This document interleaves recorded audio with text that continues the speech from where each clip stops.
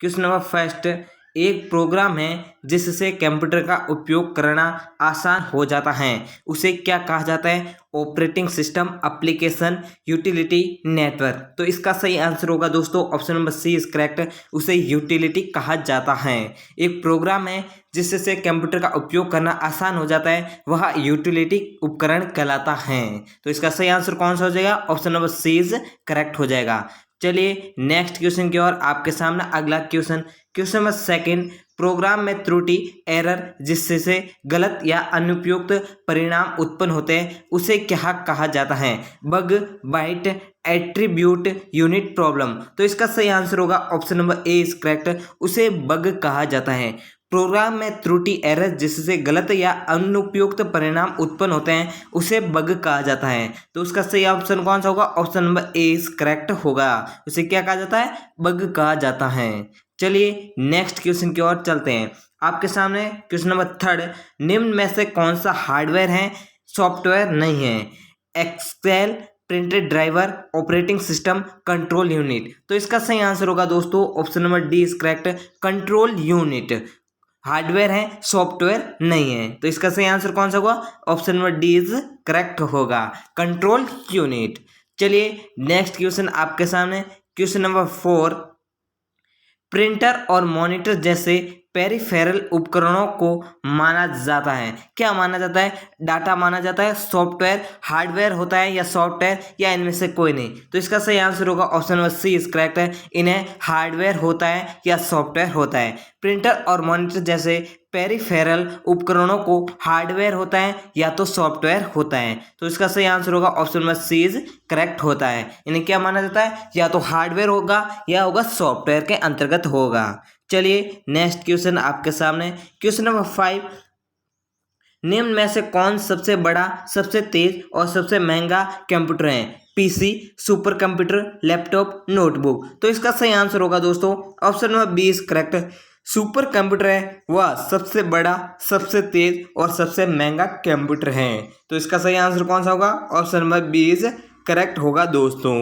चलिए next question आपके सामने क्वेश्चन नंबर 6, कंप्यूटर से पढ़े जाने वाले अलग अलग लंबाई चौड़े की लाइनों वाले कोड को क्या कहते हैं? ASC second, magnetic tap, OCR scanner, bar code. तो इसका सही आंसर होगा दोस्तों option number D, bar code. Computer में पढ़े जाने वाले अलग अलग लंबाई चौड़े की लाइनों वाले कोड को बार कोड कहा जाता है। तो इसका सही ऑप्शन होगा option number D is correct होगा, बार कोड कहा जाता है, इसे बार कोड की भाषा में पढ़ा जाता है। चलिए नेक्स्ट क्वेश्चन आपके सामने question number 7, line printer 1 minute में कितने चिन्ह छापता है? 100 से 200, 5 से 50, 5 से 100, 200 से 2000। तो इसका सही आंसर होगा दोस्तों option number D is correct, 200 से 2000 तक लाइन प्रिंटर 1 मिनट में 200 से 2000 चिन्ह छापता है। तो इसका सही आंसर हो जाएगा option number D is correct. कितने प्रिंटर चिन्ह छापता है? 200 से 2000 चिन्ह प्रिंटर छापता है। क्वेश्चन नंबर नेक्स्ट 8, कीबोर्ड में कितने एरो के बटन होते हैं? 1, 2, 3, 4। तो इसका सही आंसर होगा दोस्तों option number D is correct, इसमें होते हैं 4 ऑप्शन एरो के बटन होते हैं। कीबोर्ड में 4 एरो के बटन होते हैं। तो इसका सही आंसर कौन सा हो जाए? Option number D is correct होगा दोस्तों। चलिए नेक्स्ट क्वेश्चन आपके सामने क्वेश्चन नंबर 9, 1001 जो 4 बिट्स की श्रेणी कहलाता है, उसे क्या कहते हैं? बाइट्स, निबल, बिट या इनपुट। कंप्यूटर की भाषा में 1001 होता है, उसे क्या कहा जाता है? या बिट्स की श्रेणी में उसे कहा जाता है निबल कहा जाता है। तो इसका सही आंसर होगा दोस्तों option number B is correct होगा, इसे क्या कहते हैं? 1001 जो 4 बिट्स के अंतर्गत होता है, उसे निबल कहा जाता है। चलिए नेक्स्ट क्वेश्चन आपके सामने क्वेश्चन नंबर 10, कंप्यूटर डाटा की सबसे छोटी इकाई कौन सी है? Byte, bit, record, file. तो इसका सही आंसर होगा दोस्तों option number B is correct होगा, बिट जो है जो कंप्यूटर डाटा की सबसे छोटी इकाई है। तो इसका सही आंसर कौन सा हो जाएगा? आंसर बी इज करेक्ट होगा। चलिए नेक्स्ट क्वेश्चन आपके सामने क्वेश्चन नंबर 11, मेगाबाइट में मापते हैं। मेगाबाइट में किसको मापते हैं? ये एक इकाई है मापने की। भूकंप की तीव्रता, जनसंख्या घनत्व, शक्ति वह की क्षमता, कंप्यूटर की स्मृति क्षमता। तो इसका सही आंसर होगा दोस्तों option number D is correct. Megabyte होती है वो कंप्यूटर की स्मृति क्षमता को मापने में उपकरण काम में लिया जाता है। तो इसका सही आंसर कौन सा होगा? Option number D is correct होगा दोस्तों। कंप्यूटर की क्षमता को मापने के लिए कौन सा उपकरण काम में लिया जाता है? मेगाबाइट लिया जाता है। चलिए next question, question number 12, 1 kilobyte 1 KB किसके तुल्य होता है? 1000 byte, 1024 byte, 1 lakh, 10,000 byte, sorry 1 lakh byte. तो इसका सही आंसर होगा दोस्तों option number B is correct. 1 KB है जो है 1024 बाइट के तुल्य होता है। तो इसका सही ऑप्शन कौन सा हो जाएगा? Option number B is correct होगा। 1 किलोवाट है वो 1024 किलोवाट बाइट के तुल्य होता है।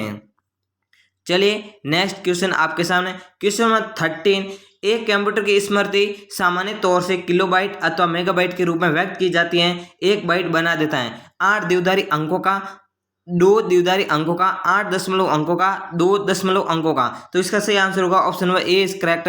8 द्विआधारी अंकों का बना देता है 1 बाइट। जी हाँ दोस्तों, कंप्यूटर की स्मृति सामान्य तौर से किलोबाइट तथा मेगाबाइट के रूप में व्यक्त की जाती है। वह 8 द्विआधारी अंकों का ऑप्शन या 1 बाइट बना देता है। तो इसका सही आंसर होगा option number A is correct होगा। चलिए next question, question number 14, computer पर इंफॉर्मेशन किस रूप में स्टोर किया जाता है? Analog data, digital data, modem data, words data. तो इसका सही आंसर होगा दोस्तों option number B is correct. Digital data के रूप में कंप्यूटर पर इंफॉर्मेशन रूप में स्टोर किया जाता है। कंप्यूटर पर इंफॉर्मेशन होती है वो डिजिटल डाटा के रूप में स्टोर किया जाता है। तो इसका सही ऑप्शन होगा option number B is correct होगा। चलिए नेक्स्ट क्वेश्चन आपके सामने, क्वेश्चन नंबर 15, सबसे बड़े सबसे छोटे के क्रम में निम्नलिखित में से कौन सा लिस्टेड है? TB, MB, GB, KB। तो इसका सही आंसर होगा दोस्तों option number D is correct होगा। सबसे छोटी है TB, उसके बाद GB, GB के बाद MB, MB के बाद होती है KB। तो इसका सही आंसर होगा option number D is correct होगा। इसी प्रकार कंप्यूटर साइंस के जीके पढ़ने के लिए हमारे साथ बने रहिए।